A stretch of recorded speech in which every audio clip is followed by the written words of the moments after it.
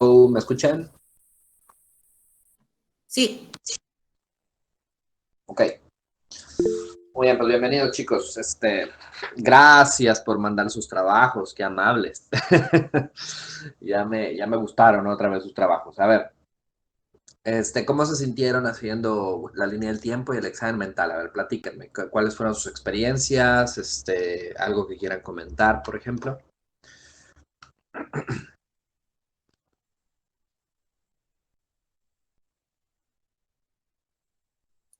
Pues en el caso de, pues, vi una de esquizofrenia, en cuanto a la línea del tiempo, me confundí un poco en cuanto al evento detonante, porque no sabía si era lo que detonaba la alucinación o si la alucinación era lo que detonaba los demás síntomas que tenía el paciente. Entonces no sé si me confundí ahí o cómo estuvo. Ok, es muy buena tu pregunta. Cuando ya el paciente está totalmente alucinado, sí, le puede generar ansiedad, sobre todo, insomnio y muchas veces hasta depresión.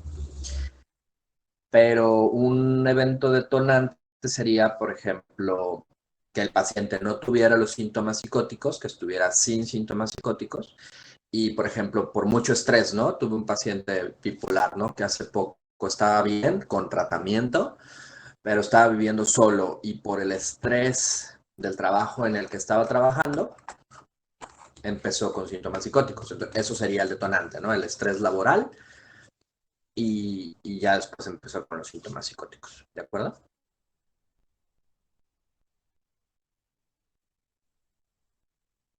Ok. A ver, cuéntenme dudas o cómo se sintieron. Pues, usar las películas, ¿no? Pues ayuda, ¿no? Pero pues ya teniendo pacientes, ustedes ya han tenido pacientes enfrente, entonces pues es también como estarles preguntando, ¿no? En la película no puedes preguntar, pero pues bueno, en la historia clínica sí, ¿no? Y le puedes pedir al paciente que se regrese un poquito. O sea, yo muchas veces le digo, porque el paciente empieza platicando lo que le molesta en el momento. Lo escucho, lo apunto como motivo de consulta y después le digo, bueno, vámonos un poquito por partes. ¿Cuándo fue la primera vez que usted se sintió mal? ¿No? ¿Desde hace cuánto usted se siente mal? Entonces trato de irme lo más atrás que pueda y ya cuando detecto pues lo más antiguo que el paciente puede platicar, le digo, de aquí nos vamos a ir en orden cronológico y ahorita al final llegamos a cómo se siente hoy, ¿de acuerdo? Como que trato de dirigirlo un poquito para que entienda cuál es la dinámica. Y entonces siempre, ¿no? Me platican, no, pues estaba bien mal por tal situación, siempre trato de encontrar. ¿Qué te ocasionó eso, no? Que dicen, a los 15 años, fumé marihuana. Y le digo, ¿por qué un chico de 15 años tiene la necesidad de buscar marihuana, no? O sea, la pregunta va enfocada hacia cómo te sentías para que buscaras la marihuana. Y ya se acaban pensando, no, pues es que me sentía solo. ¿Y desde cuándo te sentías solo? Y entonces ya te vas más atrás, ¿me explico? Entonces, siempre tratar de detectar el factor desencadenante que hizo que eso aumentara o empezara, los síntomas y después preguntarle, ¿recibiste tratamiento o no recibiste tratamiento? Entonces, muchas veces dicen, no. ¿Y entonces qué pasó con los síntomas? Te dicen, bueno, pues ahí siguieron o mejoraron un poquito cuando nos cambiamos de ciudad o mejoraron un poquito cuando entré a la prepa y tuve amigos, pero ahí siguieron. Ajá. Y entonces de ahí te vas. Bueno, ¿y cuándo fue el siguiente momento donde otra vez sientes que los síntomas aumentaron? Y ya te dicen, no, pues sí, cuando salí de la prepa y se me ocurrió estudiar medicina, ¿no? ¿Ok? Entonces de ahí te vas etapa por etapa o momento importante por momento importante, ¿ok? Entonces, ¿cómo les fue haciendo este ejercicio? Pues en la película, ¿no? Que pierdes esa capacidad de preguntarle al paciente.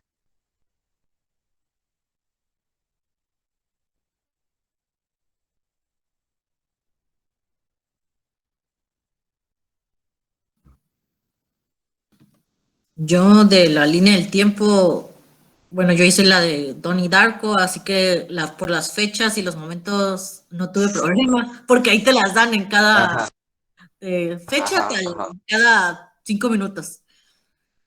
Pero ajá, ajá, en cuanto al factor, había dejado los medicamentos, pero luego los ajá. volví a empezar a tomar y en vez de mejorar sus alucinaciones, su sonambulismo y sus experiencias psicóticas, empeoraban para peor. No Sí, entendía no, bueno, qué factores, aparte de, o sea, factores externos, aparte de que cayó el motor en su habitación, No, bueno, no yo creo entendí que Donnie Darko. que realzaran esos síntomas, esos signos. No, yo creo que Donnie Darko es interesante esa película porque justamente te mete dentro de la psicosis y, y ya no sabes qué fue verdad y qué fue mentira, ¿no? O sea, ya no sabes si sí fue real lo que Y pasó en su ya se supone que casa. sí murió y ya me perdí ahí. No, ya no sabes si realmente le disparó, si no le disparó, ya no sabes nada. O sea, yo creo que está muy suave Donnie Darko para ver pues el alucine, ¿no? Pero sí para hacer una línea del tiempo está súper perro, ¿no? Está bastante difícil porque no sabes realmente qué es verdad y qué es mentira, ¿no? Entonces está interesante, ¿no?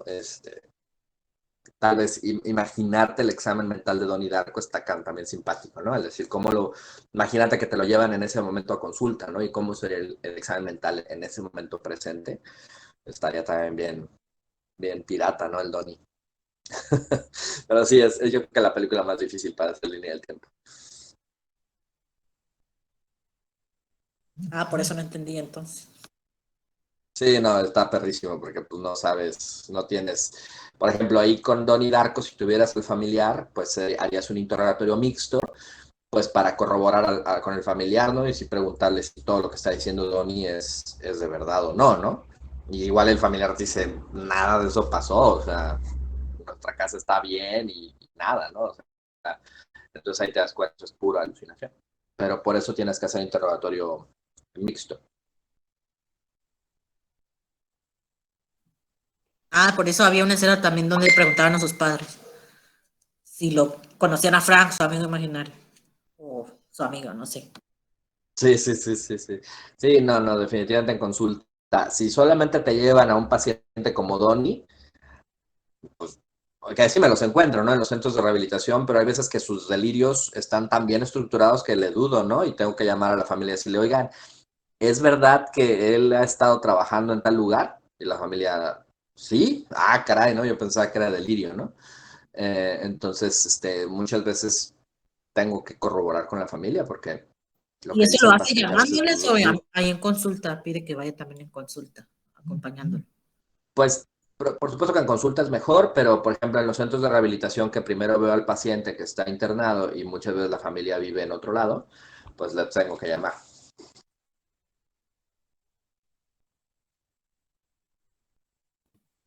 Ah, bueno, es nomás, eso era. Quería comentarle que no entendí esa película. No, estuvo súper, qué bueno que la viste. ¿Alguien vio la de Yo mato gigantes? Que está bonita la psicosis que presentan. Creo que nadie, ¿no? Ya revisé sus trabajos y la mayoría vio Una mente brillante. Es que está bien fácil de hacer una mente brillante.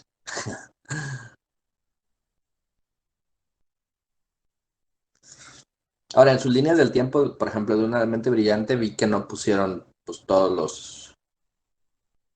los eventos importantes, ¿no? Como que nada más pusieron unos cuantos, ¿no? Así para decir la línea del tiempo, pero pues prácticamente cada escena, ¿no? De esa película, pues tiene algo que puedes empezar a calificar, ya sea síntomas positivos o síntomas negativos. Entonces, pues sí, dices, bueno, pues es un ejercicio y pues tampoco aventarte 3 hojas de ejercicio, ¿no? Pero date cuenta que a lo mejor muchas escenas de la película tú no las consideraste como síntomas porque era la conducta de este hombre, ¿no? Pero vamos, eso es lo difícil en psiquiatría, que la conducta son los síntomas. Entonces tienes que ponerte trucha de que no se te vaya el paciente platicándose su drama familiar y tú tienes que identificar ahí los síntomas. No solamente quedarte escuchando el drama, sino identificar, ok, o sea, esa conducta no es normal, ¿no? Esa conducta tiene que estar en los síntomas, ¿no? En mi línea del tiempo, ¿no?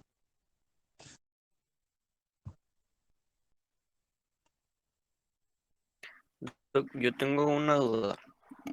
Ujú. Este, en realidad no sé muy bien qué tan real sea, pero por ejemplo, en la película de Una mente brillante y en El lado bueno de las cosas, los pacientes que estaban medicados mencionaban que los diferentes fármacos que les habían dado les causaban letardo, no se sentían ellos, se sentían adormecidos, no podían pensar bien.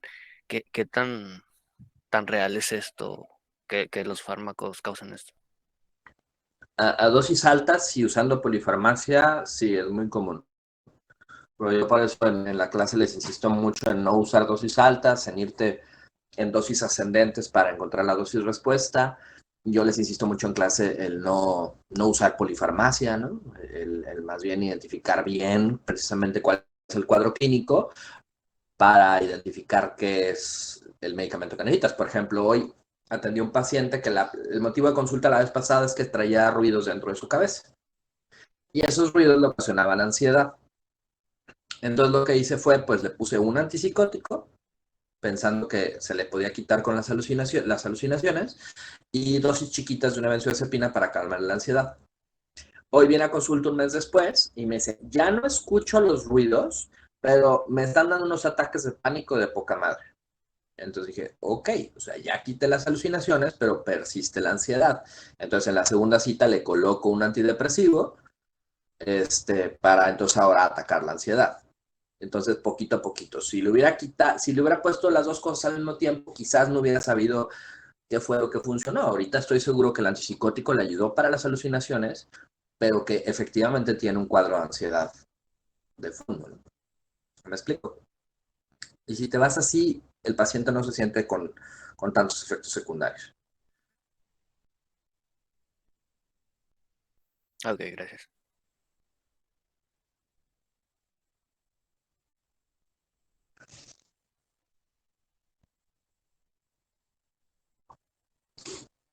Cuando estuve leyendo sus exámenes mentales, la verdad ahí sí como que me saqué de onda de que están bien desorganizados sus exámenes mentales. Primero empezamos con observación. Sí, chicos, primero la observación, el hábitus exterior. Primero todo eso. Y ahí veo que se les confunden. Así el orden como se los puse en la clase, así, ¿no? O sea, el orden primero el exterior, paciente masculino, de edad cronológica similar al aparente, en adecuadas condiciones de aseo y aliño, en posición libremente escogida, con vestimenta de tal tipo, ¿no? Facie de tal tipo, puedes poner incluso rasgos de raza, ¿no? Ectomórfico, mesomórfico, ¿no? Y después pones alerta orientado cooperador, ¿no? Emite lenguaje en tono medio, tono bajo, tono velocidad rápida, velocidad lenta, ¿no? Volumen, ¿no? Coherente, congruente, y después te pasas a la línea del pensamiento, ¿no? La línea directriz del pensamiento es así, es así, ¿no? Así como la vimos en el examen mental. Y después el contenido del pensamiento, ¿no? Su contenido del pensamiento tiene tales ideas.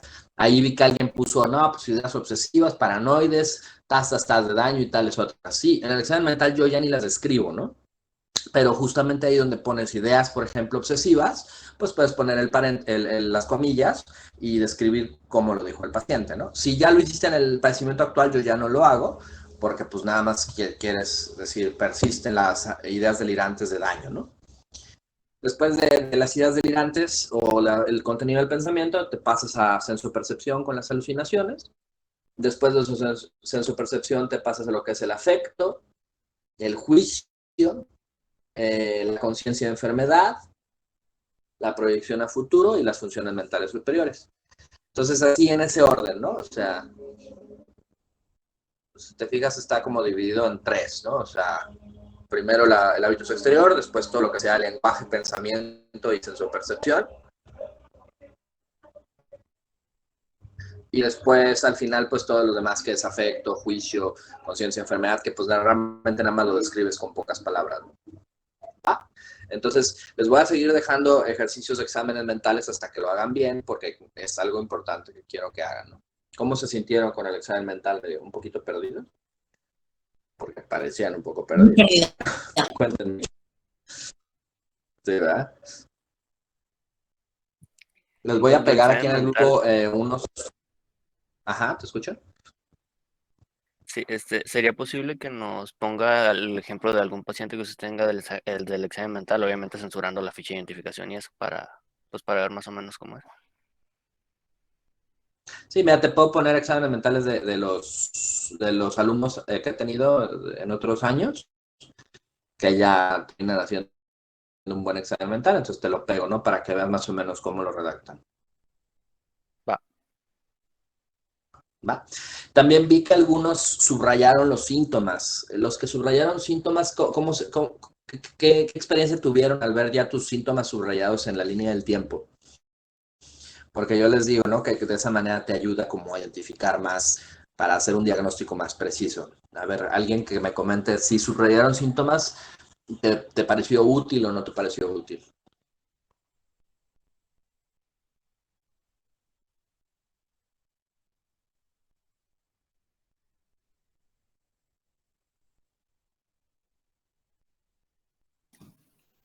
Yo noté que cada vez se Es muy agravaban frecuente. más los síntomas. ¿Mandé? Yo al subrayarlos noté que se agravaba más y más cada vez. Así es, ¿no? Entonces es una manera de darte cuenta de decir, ahora, esto se está volviendo cada vez más grave, ¿no? Cada vez más disfuncional, ¿no? Sirve subrayar los síntomas. Y luego alguien puso por ahí también los síntomas, ¿no? De que se mezclaban con TOC, el que hizo el de la película El Aviador. Entonces se ve todo bien mezclado, ¿no? Así síntomas de TOC, síntomas de ansiedad, ¿no? Y se ve así como todo bien mezclado, ansiedad, TOC, obsesión, compulsión. Y justamente, pues no sé quién, si está aquí el que hizo ese trabajo, pero ¿de qué te diste cuenta subrayando los síntomas? Ni sé quién es, no me fijo en los nombres de quién hace las tareas. Sí, soy yo, Aguirre.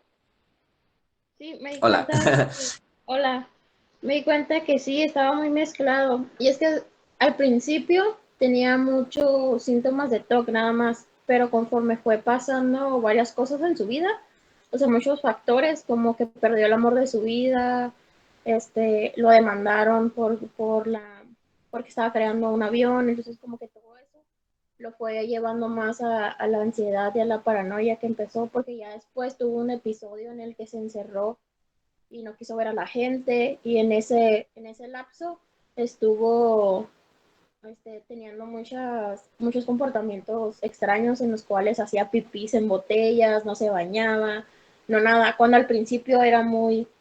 um, tenía muchos episodios de que le daban mucho miedo a los gérmenes, pues. Y al final ya Claro, no, ajá. ahí fue donde se mezcló todo.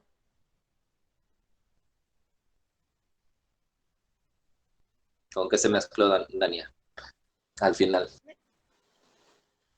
No lo entendí bien.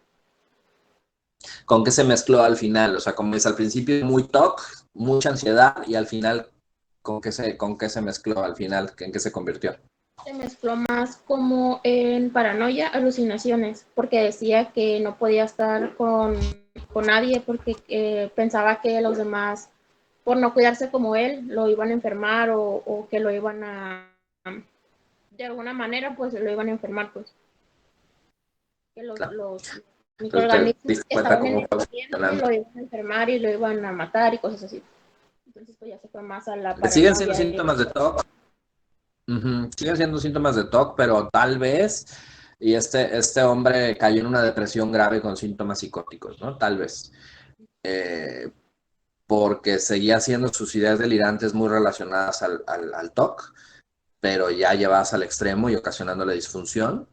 Entonces pareciera decir, bueno, no creo que sea esquizofrenia, aunque sí existe una variante medio poco común que se llama esquizotoc, pero no es este caso. Este paciente que tú describiste empieza como TOC, con mucha ansiedad, y yo creo que al final se deprime y cursa con síntomas psicóticos.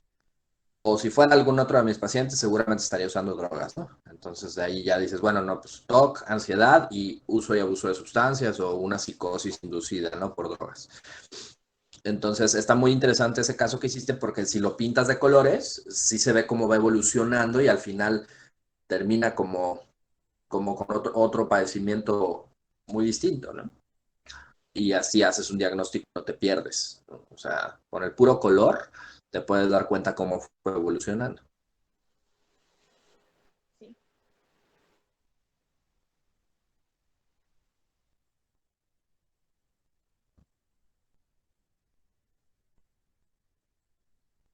Hubo alguien más que hizo una película sobre trastorno límite de personalidad y también me gustó que puso los síntomas de trastorno límite de personalidad. Está aquí la persona que lo hizo.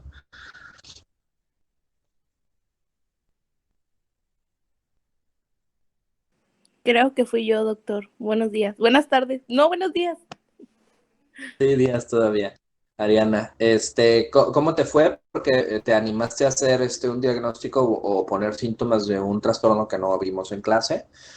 Entonces, ¿cómo te fue con eso?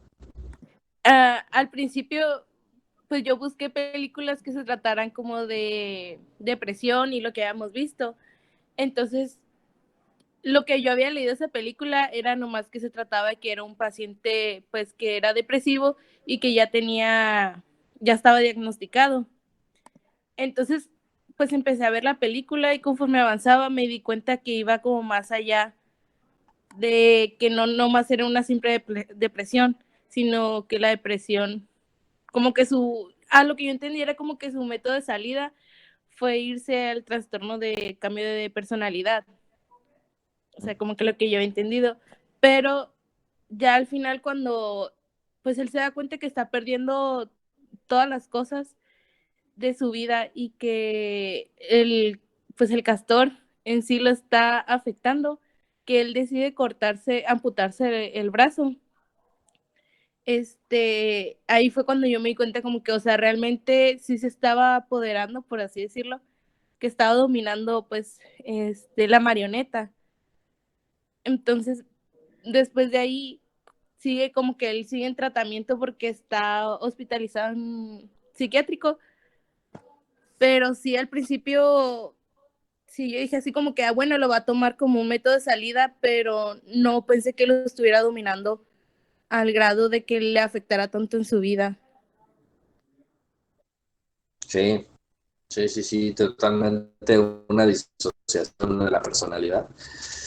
Está interesante esa película. Bueno, aquí nos topamos con que, bueno, Hollywood obviamente agarra un tutti frutti de síntomas y usa solamente los que le interesan para que parezca interesante, ¿no? La película. Entonces te das cuenta muchos errores en la psicopatología que, pues bueno, es una película, ¿no?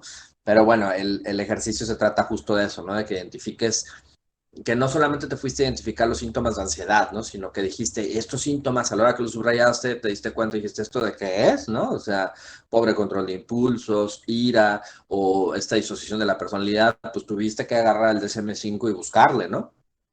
Y decir, pues, ¿qué más tiene este compa, no? Y eso pasa, ¿no? O sea, en el momento en el que detectas, bueno, la depresión la detectas fácil, ¿no? Pero de repente encuentras otros síntomas y dices, ¿y esto qué es, no? Tienes que, pues, ir empapándote, ¿no? Con los diferentes trastornos para poder saber por dónde más o menos va la bala, ¿no? Y me gustó que te animaras a poner de otro trastorno, ¿no? O sea, aunque no sea cierto, ¿no? Así como que es una película, aunque no le atinaste, aunque lo que sea, no pasa nada. Qué bueno que te animaste a poner síntomas de otro trastorno.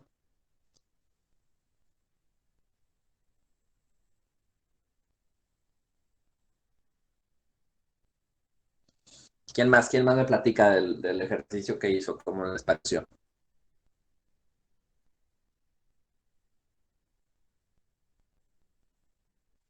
Vi la película de Mr. Jones Ajá. y ¿Cómo te- la verdad sentí que estaba viendo un familiar mío. Se me afiguraba, ¿Cómo crees?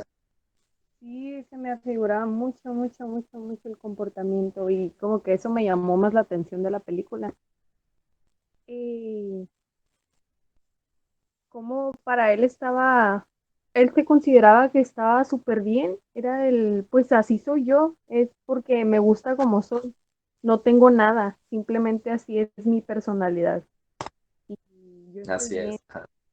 Y me di cuenta que era muy persuasivo, manipulador en cierto punto, estaba eufórico, pero de la nada pasaba que se ponía como pasivo-agresivo y se creaba escenarios pues muy raros en su cabeza. Sí. Y ahí en tu línea del tiempo identificaste el cuadro depresivo también que aparece en la película. Y que ya se hizo más notorio una vez que ya estaba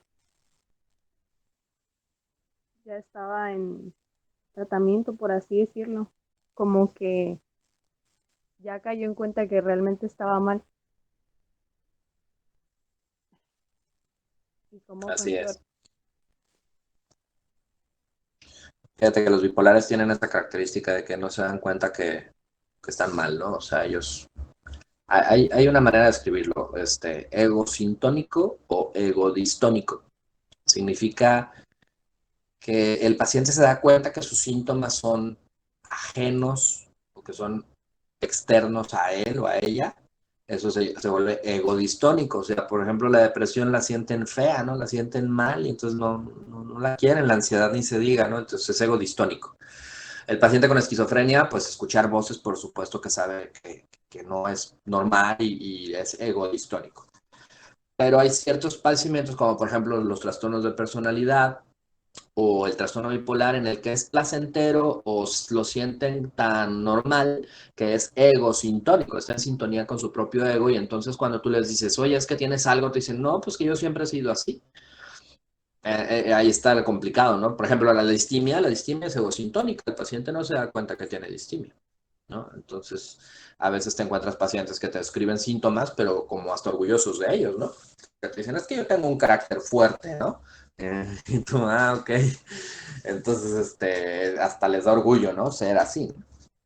Entonces, hay que identificar eso, porque que el paciente no lo identifique, pues tiene mala conciencia de enfermedad y por lo general no va a seguir muy bien las indicaciones.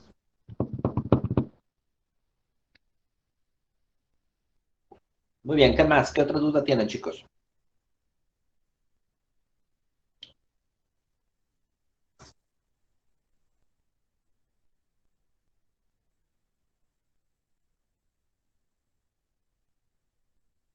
Entonces, quiero que empiecen ahora, nos falta ver todavía los trastornos de ansiedad y las benzodiazepinas, ¿verdad? Entonces, ahorita quiero que empiecen a leer todos los trastornos de ansiedad y hagan un mapa mental. En el mapa mental quiero que pongan en el centro el trastorno de pánico, arriba pongan el trastorno de agorafobia y alrededor pongan los demás. Entonces, te vas a preguntar, ¿no? Cada trastorno que está alrededor vas a preguntarte, ¿cuál sería la causa o cuál sería el factor desencadenante para que este trastorno termine en ataque de pánico? A todos los trastornos en tu mapa mental ponles una pequeña definición, ponle muy breve, reducido, abreviado los criterios diagnósticos, porque no quiero que te los aprendas así todos de memoria, sino que identifiques más bien cuáles son las diferencias entre uno y otro. O sea, ¿cómo voy a distinguir un estrés postraumático de un estrés agudo? ¿Cómo voy a distinguir una fobia específica de una fobia social? Y necesito que encuentres, más que te aprendas los criterios de memoria, quiero que te aprendas cuáles son las diferencias entre cada uno y otro. Hagas tu mapa mental, bien bonito, y después de que hagas tu mapa mental, escuches los audios.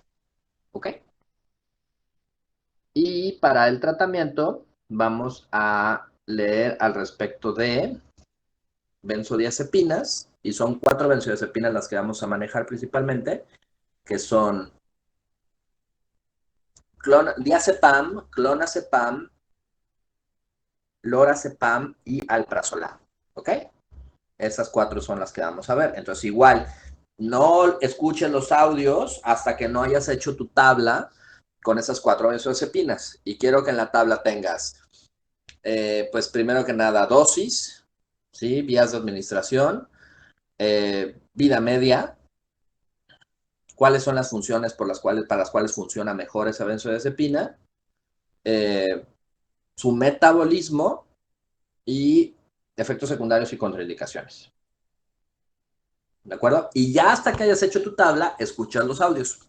Están bien botanas los audios, pero te va a servir mejor si primero lees. ¿De acuerdo? Todo en...